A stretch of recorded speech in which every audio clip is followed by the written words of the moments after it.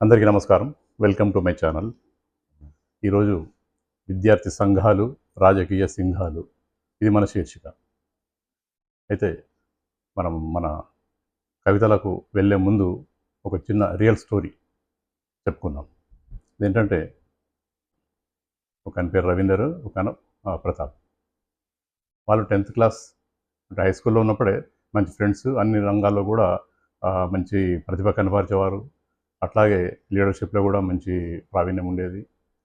ఇంకా వాళ్ళు కాలేజీకి వెళ్ళిన తర్వాత కూడా అదే ప్రతిభను అట్లాగే కనబరుస్తూ మంచి ఆయన ఒక యూనియన్లో, ఈయన ఒక అంటే విద్యార్థి సంఘాల్లో లీడర్స్ అయిపోయి అధ్యక్షులు మారిపోయి కాలేజీలో యాజమాన్యం ఎటువంటి అసౌకర్యాలకు గురి చేసినా కూడా విద్యార్థుల తరఫు నుంచి వాటన్నిటిని కొట్లాడి సాధించి మంచి పేరు ప్రతిష్టలు తెచ్చుకుంటున్నారు. చదువులో కూడా చాలా చురుకైన వారు. అంతలోనే ఎమ్మెల్యే ఎలక్షన్స్ వచ్చినాయి. ఎలక్షన్స్ రాగానే ప్రతాప్ని ఒక పార్టీ, రవీందర్ని ఒక పార్టీ లాగేసుకున్నారు. ఎందుకంటే ఈ విద్యార్థి సంఘాలు కొన్ని ఈ రాజకీయ సంఘాలకు అనుబంధంగా ఉంటాయి. అనుబంధమైన రాజకీయ పార్టీలోకి వాళ్ళు తీసేసుకున్నారు, వెళ్ళిపోయారు. ఇంకా వీళ్ళకు కూడా కౌమార స్టేజ్ కాబట్టి అంతగా మైండ్ మెచ్యూరిటీ లేదు. వాళ్ళు పెట్టిన ఆశలకు కానీ, వాళ్ళు చూపించిన అరచేతిలో చూపించిన స్వర్గానికి కానీ ఆశపడి లేదా మోజుపడి వెళ్ళారు. వెళ్ళి విపరీతంగా ప్రచారం చేసి మొత్తానికి ఎలక్షన్స్ విజయవంతంగా ముగిశాయి. ఇంకా రిజల్ట్ రోజు రవీందర్ వాళ్ళ పార్టీ ఓడిపోయింది, ప్రతాప్ వాళ్ళ పార్టీ గెలిచింది. ఘర్షణ స్టార్ట్ అయింది. ఆ ఘర్షణలో కొట్లాటలు, విపరీతమైన కొట్లాటలు. ఆ కొట్లాటల్లో రవీందర్ తల పగిలిపోయింది. ఆసుపత్రి పోయే లోపలనే చనిపోయాడు. ఈ రాజకీయ నాయకులు మెల్లమెల్లగా అంతా జారుకున్నారు. జారుకొని ఈ ప్రతాప్ పైన ఆ నేరం మోపారు. ఎందుకంటే విద్యార్థి కదా, తెలియనోడు కదా, వారంతా రాజకీయ దురంధరులు, అన్నిట్లో ఆరితేరిన వాళ్ళు. పాపం వీడికి తెలియని వాడికి ఏవన్గా కేసులో ఏవన్గా చేసి కోర్టులో వాడికి జైలు శిక్ష పెట్టేట్టుగా చేసి వదిలిపెట్టేశారు. అంటే విద్యార్థులుగానే ఉండాలి. అనవసరమైన రాజకీయాల్లోకి అంటే వాళ్ళకి అర్హత లేనప్పుడు ఇంటర్మీడియట్ స్టూడెంట్స్ ఆ రాజకీయాల్లో కొట్టుకునేటంత స్టేజ్కి వెళ్ళాల్సిన అవసరం లేదు కదా. ఏమైంది? ఒక ఆయన ప్రాణం పోయింది, ఒక ఆయన జైలు పాలైపోయాడు. ఈ పర్యవసానానికి కారణాలు ఏంటి? ఇది ఇప్పటి మాట కాదు, ఒక 45-50 సంవత్సరాల క్రితం జరిగిన సంఘటన ఇది. అప్పుడు నేను కూడా 10th క్లాస్లో ఇంటర్మీడియట్ చదువుతున్న రోజులు అది. ఆ రోజుల్లో జరిగిన సంఘటన అన్నమాట.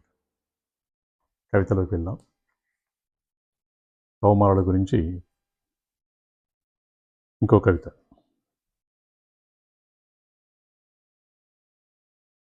రాజకీయ సింఘాలు, విద్యార్థి సంఘాలు.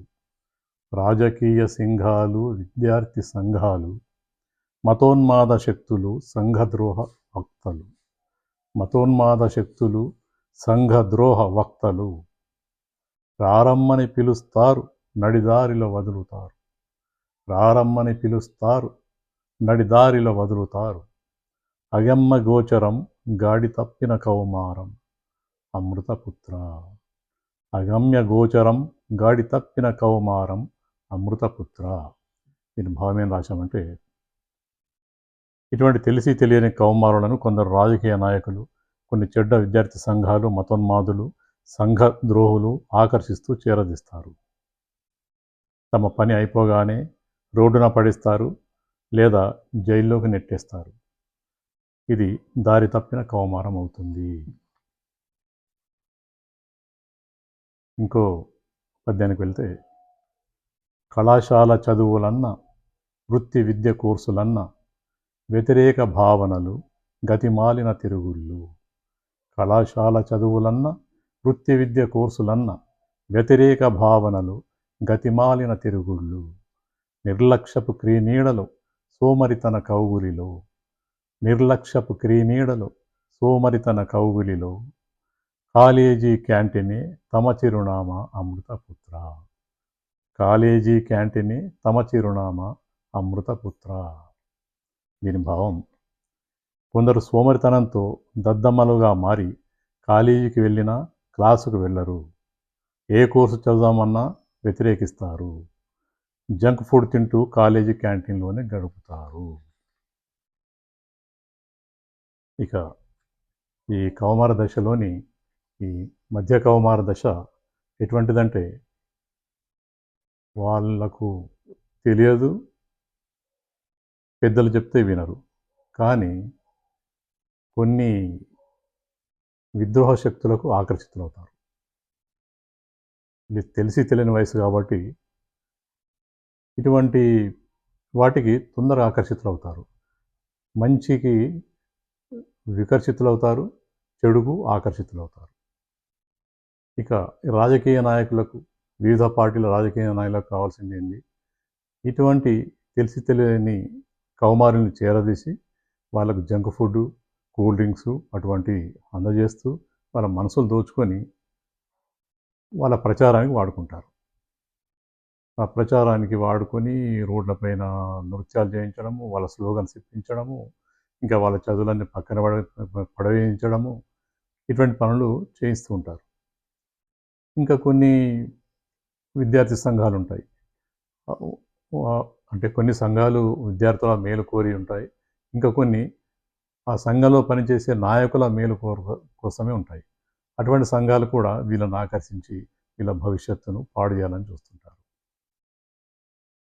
ఈ తెలిసి తెలియని వయసులో ఉన్న ఈ పిల్లలు తల్లిదండ్రులకు తెలియకుండా, పెద్దలకు తెలియకుండా ఇటువంటి వాళ్ళతో స్నేహం చేసి వాళ్ళ భవిష్యత్తును పాడు చేసుకుంటారు.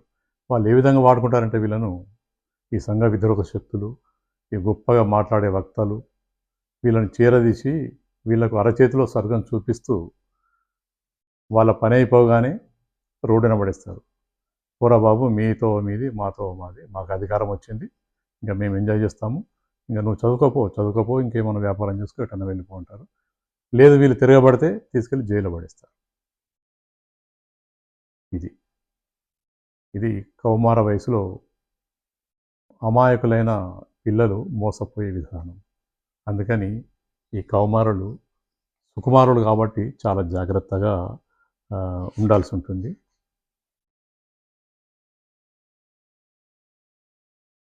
ఇక ఇటువంటి స్టేజ్లో వాళ్ళు మానసికంగా కృంగిపోయి ఉంటారు. అటు తల్లిదండ్రులకు, పెద్దలకు చెప్పుకోలేరు ఈ విధంగా మోసపోయినామని చెప్పేసి. అదేవిధంగా చదువుల పట్ల కూడా వాళ్ళకు శ్రద్ధ ఉండదు. ఇంకా ఇంతకుముందటి వీడియోలో చెప్పినట్టుగా కొందరు తమకు ఇష్టమైన సబ్జెక్ట్ కాకుండా ఎవరి బలవంతం వల్లనో తమకు ఇష్టం లేని సబ్జెక్టులో కాలేజీలో వృత్తి విద్యా కోర్సులో జాయిన్ అయిపోయి అందులో ఫెయిల్ అవుతుంటారు. అందుకని చెప్పేసి వీళ్ళు ఖచ్చితంగా తమకు ఏ సబ్జెక్ట్ అయితే ఇంట్రెస్ట్ ఉందో, ఏ వృత్తిలో అయితే తమకు ఒక మంచి నిపుణత కావాలని కోరుకుంటారో అటువంటి సబ్జెక్ట్ని ఎన్నుకొని కాలేజీలో లేదా వృత్తి విద్యా కోర్సుల్లో జాయిన్ అయిపోతే వాళ్ళకు మంచి భవిష్యత్తు ఉంటుంది. ఇంకా కాదు అని చెప్పేసి వాళ్ళ ఉద్దేశాలకు వ్యతిరేకంగా వాళ్ళకు తెలియని విషయాల్లో చొరబడి ఇదంతా చేసుకుంటూ ఉంటే ఒకరోజు డిప్రెషన్కు లోనైపోతారు. డిప్రెషన్కు లోనైపోయి మానసికంగా కృంగిపోయి ఒంటరిగా ఇంకా ఇంట్లోంచి బయటకు వెళ్ళిపోయి కొందరైతే ఆత్మహత్యలు కూడా చేసుకునే అఘాయిత్యాలు పాల్పడతారు.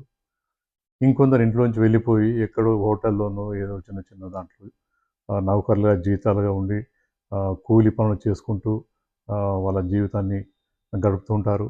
ఇక్కడ తల్లిదండ్రులు మనోవేదనకు గురై వీళ్ళు అసూలు బాస్తుంటారు. ఇటువంటి ఒక ఒక దైన్యమైన పరిస్థితులకు కారణం ఏంటంటే వాళ్లకు సంపూర్ణంగా పరిపక్వత, హార్మోన్ల ప్రభావం పరిపక్వత చెందకుండా ఒక తెలిసి తెలియని మిడిమిడి జ్ఞానంతో ఉండడమే. అటువంటి వాళ్ళను తల్లిదండ్రులు, పెద్దలు చేరదీసి వాళ్ళకు సక్రమమైన మార్గం చూపించి వాళ్ళకు బుజ్జగించి తమ చెప్పే విధంగా నడుచుకునే విధంగా వాళ్ళతో ప్రవర్తిస్తే వాళ్ళకు మంచి భవిష్యత్తు ఉంటుంది అని దీని అర్థం. ఇక లైక్ చేయండి, షేర్ చేయండి, సబ్స్క్రైబ్ చేయండి. ఇంకా మంచి మంచి కవితలతో నేను ముందుకు వస్తాను. నెక్స్ట్ వీడియోస్ కూడా తప్పకుండా పరిశీలించండి, పరీక్షించండి, కామెంట్ చేయండి. నమస్కారం.